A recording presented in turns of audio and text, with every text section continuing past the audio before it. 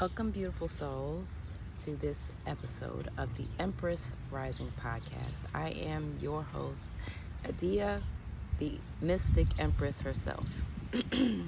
This podcast is a sacred space for women who are healing, awakening, and reclaiming their power through self-love. So, today what we're going to do is we're going to start off with our sacred pause. What that is, if you haven't already seen, is 3 rounds of a deep breath in and letting it out gently and just arriving to yourself and becoming present with yourself. So you can choose to close your eyes if you like. That helps me to become more present. And what I like to do is take one hand and put it over my heart and one hand and put it over my womb or your lower abdomen. So let's do that now. Deep breath in. Gently let it out. Deep breath in and out. Deep breath in and out. So I hope you feel more present right now.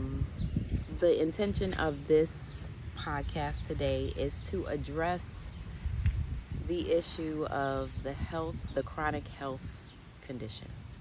Okay? So I have some notes here that I want to refer to, so that's why I'm kind of looking down. But the title here is You Are Not Your Diagnosis. Okay? Reclaiming your wholeness. You are whole being. Because, beautiful soul, you are a whole being, but you just forgot that you are. Okay? So let's remember that. Today's episode is a love note to yourself from me, but it can also be from you as well, as you take what we have in this episode and do with it what you will, to teeter it to what you like, to your individuality. So this is for anyone who has felt that a diagnosis has defined them. Maybe you've lost yourself in that. If you've ever been told that this condition is permanent, if you've been stuck in a loop, you're just looping and you're having flare-ups, if you started to forget who you are, which is a whole being, underneath all of those symptoms, you've forgotten the true you.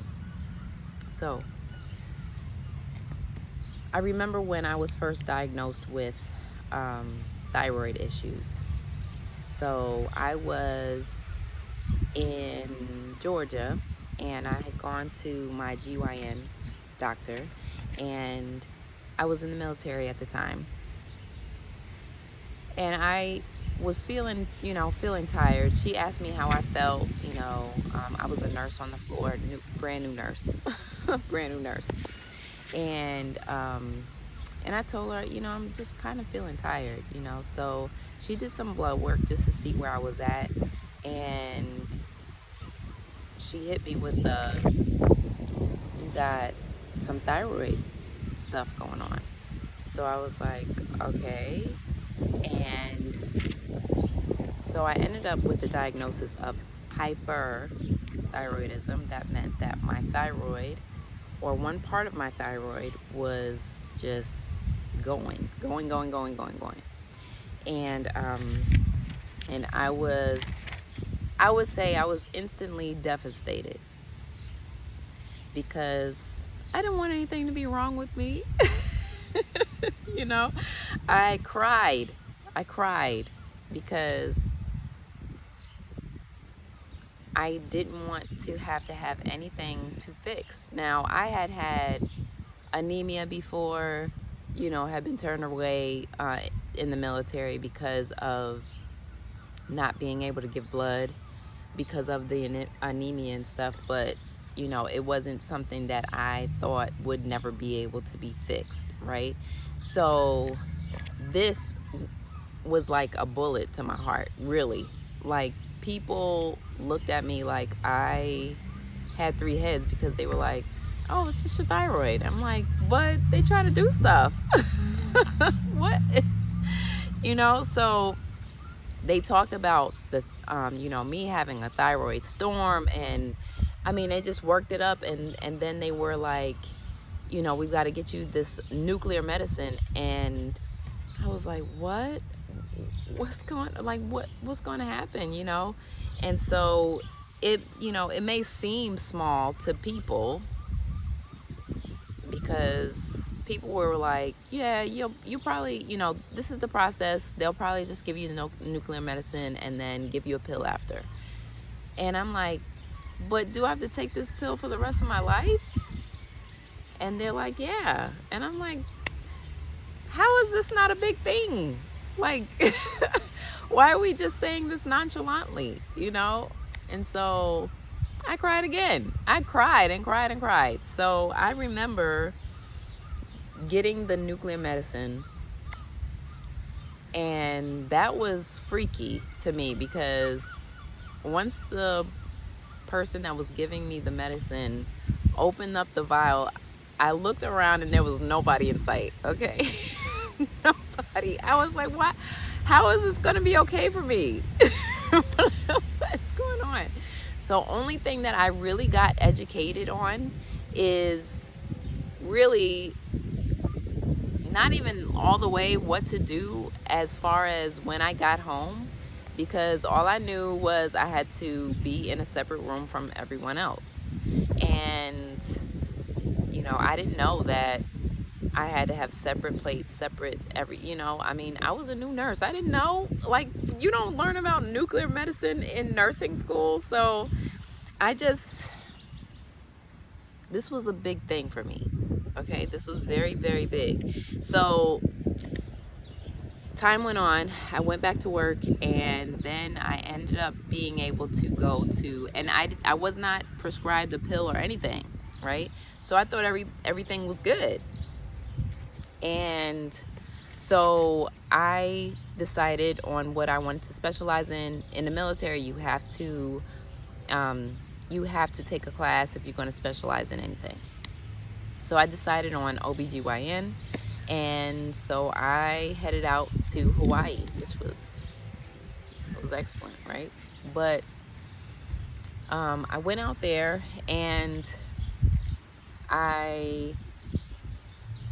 so we had some stairs that we had to go up every day. Like, after class, we would have to go up those stairs with our backpacks and stuff.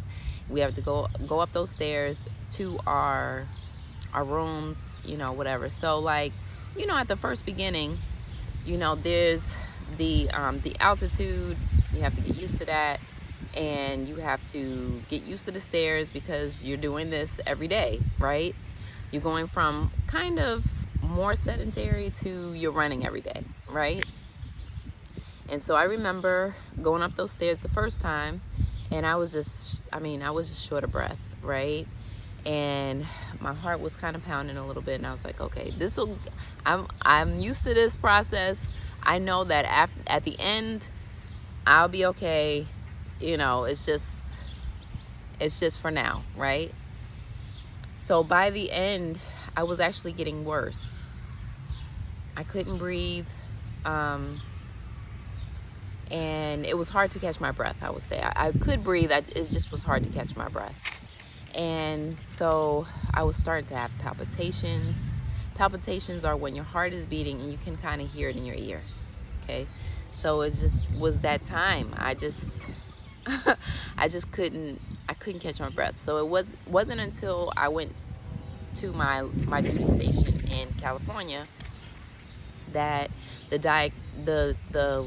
doctor actually was able to diagnose me with hypothyroidism. This was after one of the other doctors, she panicked because she was able to, see that I, was having the palpitations actively, and they sent me down to San Diego to get an echocardiogram, and so it's kind of out of whack. And so my regular doctor that I was assigned, she said, well, let me go ahead and check your thyroid, and let's see what that says. So pretty much it was my thyroid. And so she was like, okay, well, are you taking any medication? I was like, no, they never gave me any. And so she was like, well, that's why. And so throughout that year, we conversed, and we kept in touch. We got my levels to where they were functional, and so I was stuck with this pill. Now the pill is very, very, very, very small, but it didn't matter to me because I had to take this every single day. And the thing is that if you don't take this pill, it's like if you don't take this pill, after a while you're going to understand that you didn't take it, that you hadn't been taking it. And so I was devastated. Okay, I was very devastated. I didn't want this pill. I didn't want this diagnosis. I didn't want it, but I had it. And so I thought to myself, oh my God, I'm just starting to become like my patients in Georgia. They had like a list of at least 30 medications, on their list and their medical history. And I just didn't want that. I was like, first off, I'm too young. Second off, no, this can't be it. So that feeling actually was very, very heavy and disheartening for me. I really was depressed about it. I felt like, there were other things that you could easily come off of. You could wean yourself off of different pills, even blood pressure medication. Working with a doctor and whoever else you're working with, you can wean yourself off of those things, right? But this was like, after a while I was like, do I even have a thyroid? Do I, whatever. And so those questions came up, and it was just kind of like, am I stuck with this? So really I didn't complain out loud. I didn't. Until I knew the importance of the thyroid, I just was like, okay, I'll just take this or whatever. But then after a while with my research, I was like, oh my God, the thyroid does so much, y'all. I knew that it was more serious than what people made it out to be. And I think the reason is that people make it out to be like this common thing because so many people develop it for different reasons, right? So it wasn't until like 2019, 2020 that I really started to realize that I was receiving I was able to receive healing, like that was actually possible for me. I was on my herbalist journey, and I was like, I could be healed too. I can heal too. So my healing journey started, right? But I didn't know what to start, because where do you start with your thyroid? I didn't know.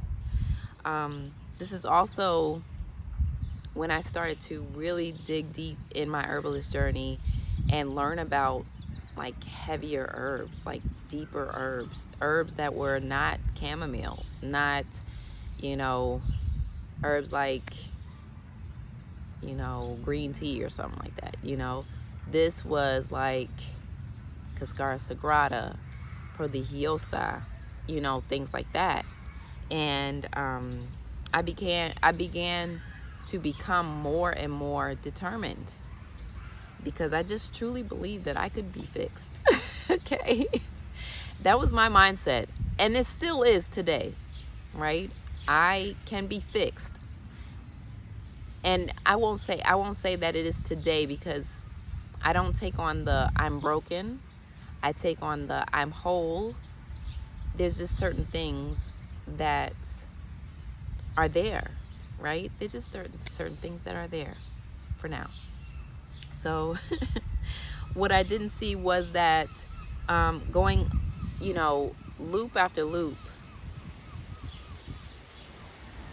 I didn't know that, like, you kind of see things as linear, right? Well, if I do this and that, whatever, you don't know, like, okay, that time, healing, all of these things, life is a loop. It's a loop. So you loop and you don't learn the lesson, then you loop again. You may learn part of the lesson, then you loop again, and then you learn how you fit in the lesson.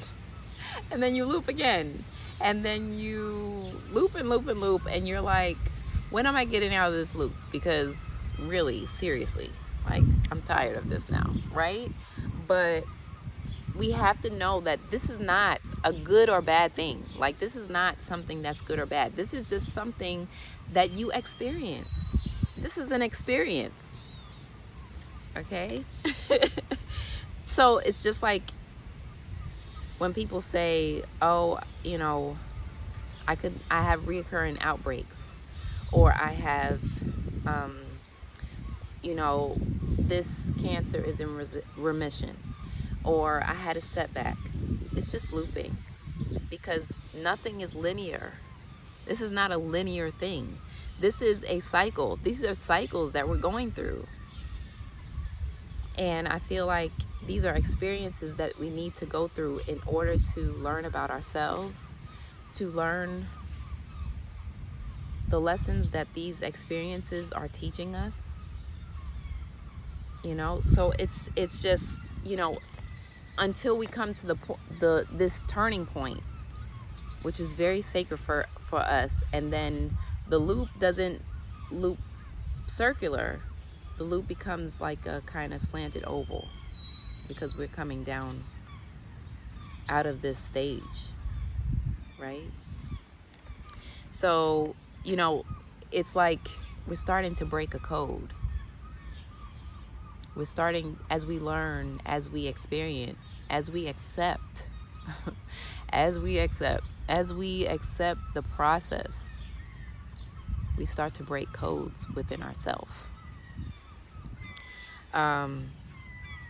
So we start to see this as more than symptoms, right? We start to see this as more than diagnosis. We start to see this as more than the medication I have to take, the blood pressure checks that I have to do, the blood sugar checks I have to do. We come to the point where we can finally see that we're actually really whole. We're a whole person. We've always been. It just has always just been in our mind that belief of us being anything less. If you believe that you are less than whole, then that is a belief that is limiting your soul. And I didn't mean to rhyme there, but but it's limiting you. If you believe that you are less than whole, less than worthy, you are limiting yourself. My friend, it doesn't matter how many diagnoses that you obtain from the doctor's office. It doesn't matter. You are still a whole person. You are still a whole being. Get that. I had to. You have to.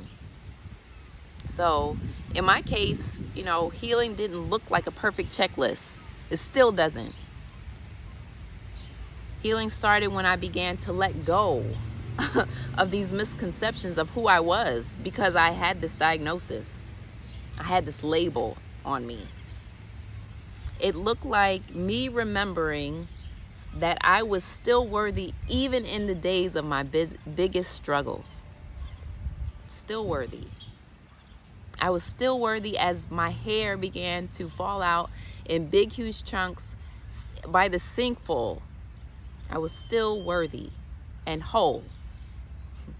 I was still worthy and whole as my appearance didn't look the same, as my young face, as my as who I once was, as my former self. When my hands and feet started to hurt so bad in the winter. When my throat felt so full and began to crack, my voice began to crack, I was still whole and worthy. And that doesn't sit well with someone who's supposed to be a speaker. So what it looked like was one tiny act of self-love, one tiny act of self-compassion, day after day after day.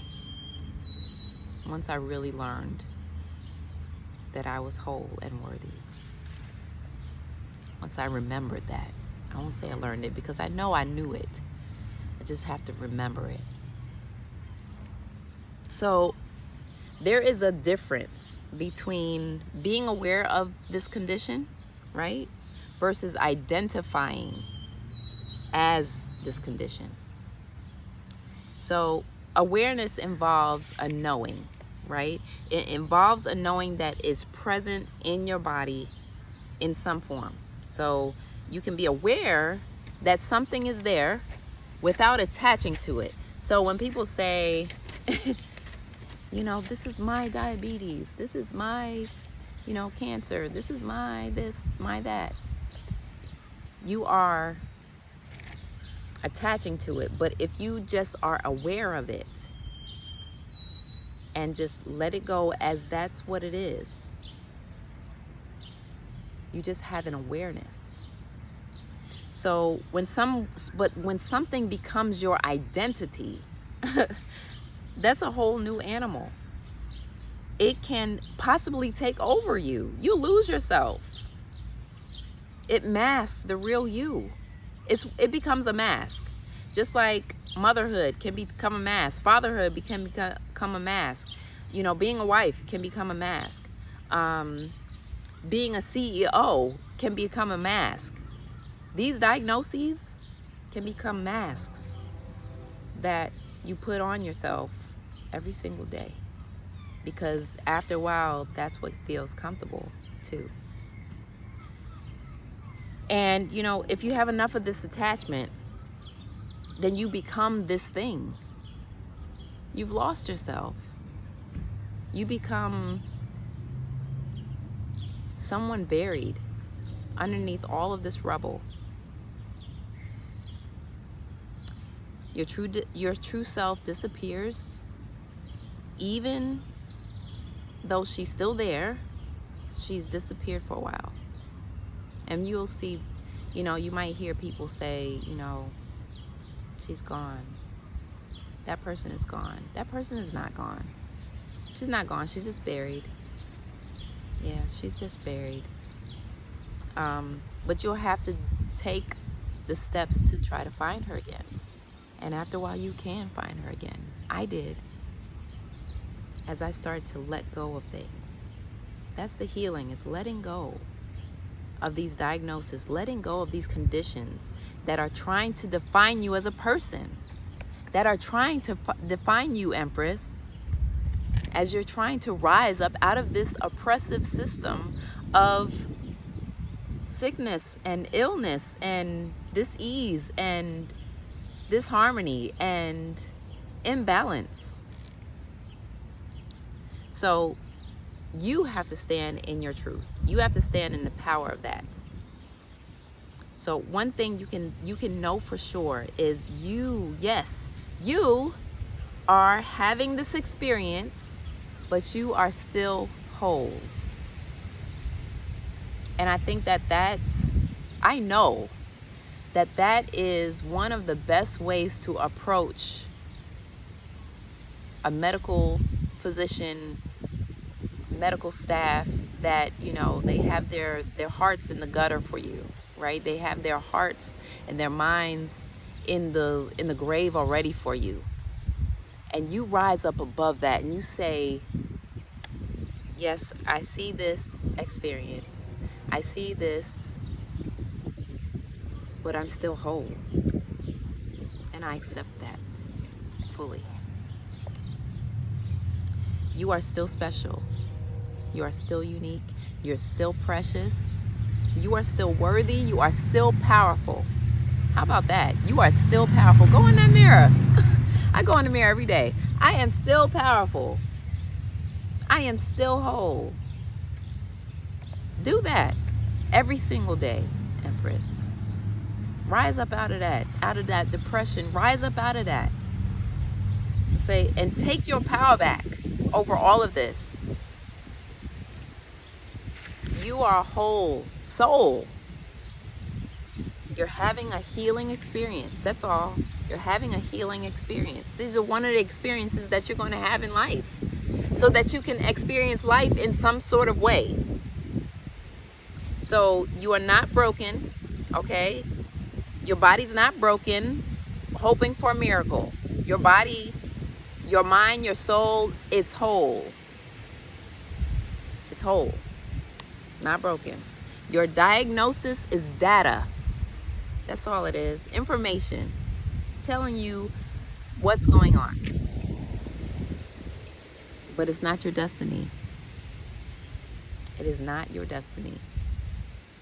Because just like anyone can change themselves, just like anyone can change their personality, this can also change. In whatever way it's going to change. In whatever way.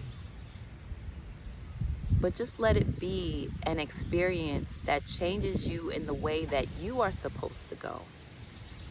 Not take you in this loop that, round and round. I don't know where I'm going. I'm getting dizzy though, right?